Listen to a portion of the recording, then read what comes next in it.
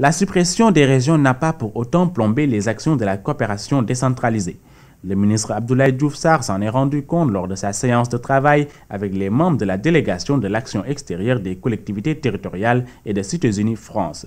Premier pays en Afrique subsaharienne dans la mobilisation des acteurs de la coopération décentralisée, le Sénégal développe avec la France un outil financier important, à savoir le fonds conjoint d'un montant de 600 millions d'euros. C'est un fonds que nous avons mis en place entre le gouvernement français et le gouvernement sénégalais l'année dernière, en 2015, dans une année qui était expérimentale.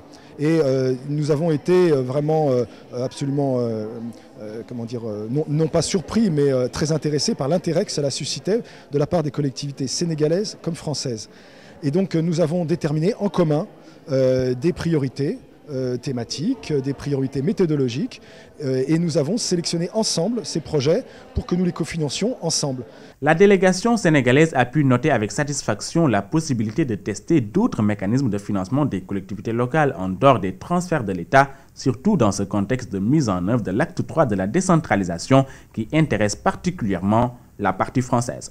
Ce que nous avons effectivement donc retenu, c'est qu'en dehors des transferts de l'État et de la fiscalité propre des collectivités locales, il y a effectivement d'autres guichets à explorer, notamment le guichet de l'emprunt, mais aussi le guichet de la coopération décentralisée.